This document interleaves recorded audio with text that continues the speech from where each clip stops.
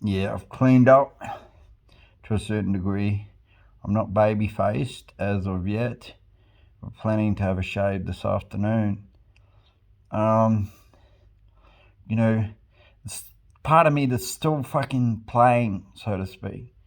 What I've come to understand about that experience in my early childhood, my first psychotic episode, where I suppressed feelings of bitterness, anger, and resentment. And then, I was rescued basically by a woman that I had a cathexis on, and or with, and you know, um, the egomania that I experienced in formulating this plan, where I brushed up against, the feelings of divinity, the omnipotence, the omniscience, and the omniscience, and I was spellbound straight away. They call that the self, and I became addicted to it straight away. As soon as I suppressed those feelings of bitterness, anger, and resentment, that was the initial stage, or this the split between my true self and my false self. My false self, is this omnipotent, divine creature, and I thought that was spiritual in nature. But the truth of the matter is, what triggered that bitterness and resentment was a statement that an individual made, my older brother, about being, that it was sadistic in nature. He was being Machiavellian, and what I experienced was a reaction formation to that bitterness, resentment, anger, and jealousy. They were only fleeting, but in the old school, how they say, big boys don't cry, and grow up and act your bloody age, and things along those lines. I thought that I was performing, because I knew if I was to complain about those feelings, I'd be villainized, and persecuted, or scorned. They're a bit extreme, those words, scorned. So sadness, loss, and grief, never really entered into my emotional spectrum due to the omnipotence of this false self. It's not like I don't have emotions, but when I am functioning in or interacting with other individuals, I don't form emotional attachments to them, because I have to shield myself, basically, because if I was to connect, then all my pain, suffering, and torment would come to the fore, and having introjected an aspect of sadism, my response would be sadistic, brutal, and barbaric. And that is the nature of other interjections, where I was brutalized as a child. So what am I trying to say? It's getting on a bit. I'm trying to keep these down to fucking 5 minutes. But now I'm lost. I get engrossed with what it is I've been processing, and I forget about, the objective of what this post was really about. which is to say that, the plan that I formulated in my mind, I was just acting out on a Machiavellian enterprise, and the feelings that I experienced, once again, were magnificent. And I didn't realize, that that was a result or a reaction formation to sadism. Sadism is pure, or likes to circulate in purity. I thought that that was spiritual, but that's the end result of experiencing one end of the spectrum and then being rescued by the other end of the spectrum, the adulation, the glory. My masochist abhors pain, but it avoids it.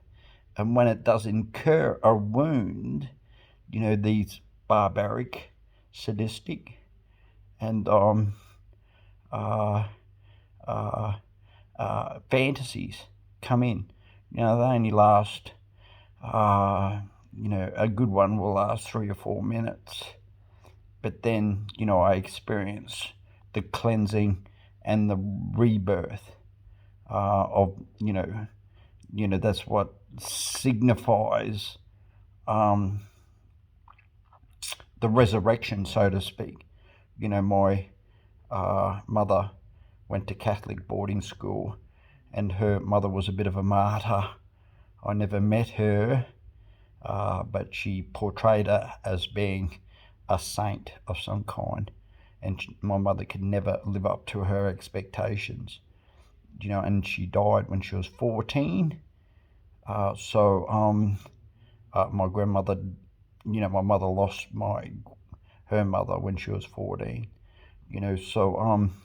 I suspect it was a voice in my head, but she may have been afflicted with dissociative identity disorder as well. Because she was really capricious and precocious.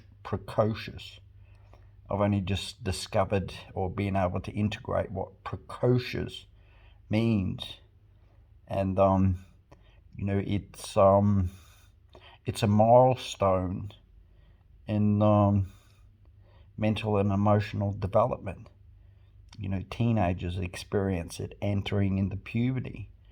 So here I am at the fucking age of 50, just discovering what it is to be precocious and how warped my psyche is in regards to that ego deployment, if that makes any sense, or ego capacity.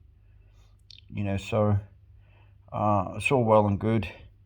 I believe the platform, and I've just jerried to what else I was going to mention, but when I first become acute, people were messing with my computer. When I tried to express that to mental health professionals, they just thought I was fucking mad. But what they were doing was sending me a virus that would fuck up my computer, and I'd basically have to reload it from scratch again, in the sense that load all Windows 98 and start from scratch. And I think as I downloaded updates and things along those lines from the computer, or from the internet for my computer, there were programs attached to that, because I had to do that 3 fucking times that I consciously can remember.